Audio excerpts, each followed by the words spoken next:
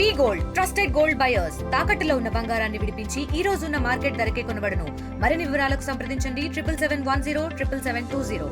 గడుస్తున్న 4 రోజులుగా అండ్ రాబో 4 రోజులు ఎలా ఉంది వాతావరణం ఏంటని తెలుసుకుందాం. ప్రస్తుతం మనం ఐఎండీ ఆఫీస్‌లో ఉన్నాం. శ్రీనివాసరావు గారు మనతో పాటు ఉన్నారు. ఆయన్ని అడిగి తెలుసుకుందాం. నమస్తే సార్.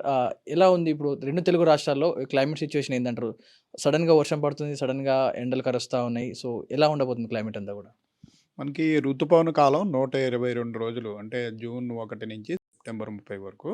ఈ ఋతుపవన కాలంలో ఏంటంటే మనకి ఏవైనా మంచి సినాప్టిక్ ఫీచర్స్ అంటే ఈ మాన్సూన్ గాలుల్ని చురుకుపరిచి బాగా వర్షాలు పడేలా అవకాశం కలిగించే సినాప్టిక్ ఫీచర్స్ మనకి ఈ బంగాళాఖాతం ప్రాంతంలో ఉపరితల ఆవర్తనం కానీ, లో ప్రెషర్ కానీ ఏర్పడినప్పుడు 4, 5 రోజులు బాగా ముసురు పట్టి రాష్ట్ర వ్యాప్తంగా వర్షం పడటము, కొన్ని చోట్ల భారీ వర్షం పడటము ఇట్లా జరుగుతుంటుంది.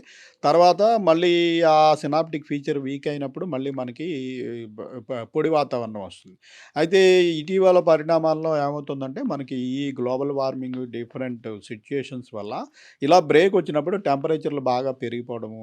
అయితే మాన్సూన్ పీరియడ్‌లో మనకి మాయిశ్చర్ ఈ గాలిలో తేమ అనేది ఎక్కువ ఉండటం వల్ల ఉక్కపోత వాతావరణము, బాగా ఇబ్బందికర వాతావరణము ఉండడము 4, 5 రోజులు. ఆ తర్వాత ఏమవుతుందంటే ఈ టెంపరేచర్‌లు బాగా పెరిగి 2, 3 రోజులు ఇట్లా ఉన్న తర్వాత మనకి మాయిశ్చర్ అవైలబిలిటీ ఉండి బాగా వేడిమి ఎక్కువ ఉండటం వల్ల క్యుములోనింబస్ మేఘాలు ఏర్పడి అక్కడక్కడ సడెన్‌గా వర్షపాతం ఒక గంట, 2 గంటలు బాగా ఉరుములు, మెరుపులతో, జల్లులతో వర్షాలు పడటము ఇట్లా జరుగుతూ ఉంటుంది.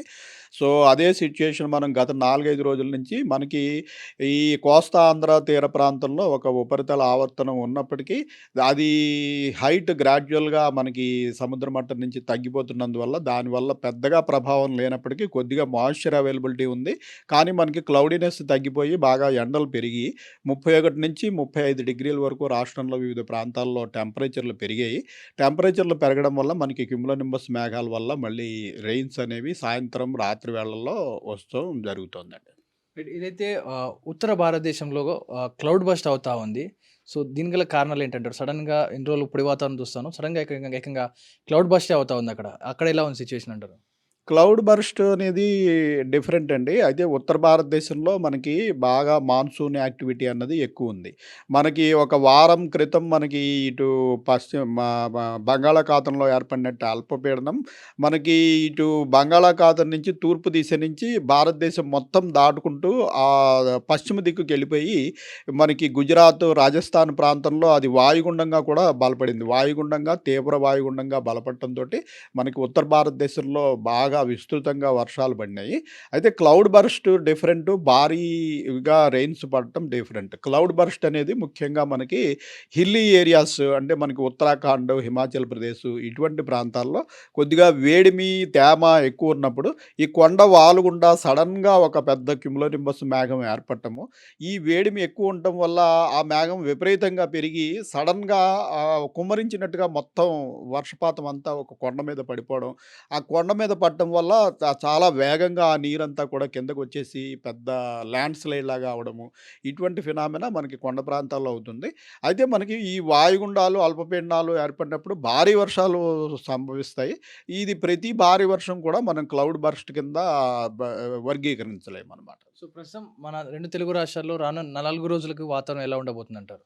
వచ్చే 4 రోజుల్లో మనకి ముఖ్యంగా ఈ టెంపరేచర్‌లు పెరగడం వల్ల మనకి వివిధ ప్రాంతాల్లో క్యుములోనింబస్ మేఘాల వల్ల మనకి వర్షపాతం అనేది సంభవిస్తుంది. ఈరోజు చూసుకున్నట్టయితే మనం ఆదిలాబాద్, కొమరం భీము, నిర్మల్, నిజామాబాదు, కామారెడ్డి, సిద్దిపేట, మెదక్ అట్లాగే మనకి తూర్పున జయశంకర్, భూపాలపల్లి, మహబూబాబాద్, వరంగల్ ఈ ప్రాంతాల్లో భారీ వర్షాలకి అవకాశం ఉన్నందున ఆ జిల్లాలకి మనం యెల్లో వార్నింగ్ పెట్టడం జరిగింది. అలాగే మన సిటీలోని 3 జిల్లాల్లో కూడా క్యుములోనింబస్ మేఘాలు ఏర్పడే అవకాశం ఉంది. సాయంత్రం, రాత్రి వేళల్లో మన సిటీలో కూడా ఇంచుమించు 5-7 సెంటీమీటర్ల వరకు వివిధ ప్రాంతాల్లో వర్షం పడే అవకాశం ఉంది. ఒక 2, 3 చోట్ల కొంచెం ఇంటెన్స్ స్పెల్స్ కూడా ఈరోజు సిటీలో అవకాశం ఉంది.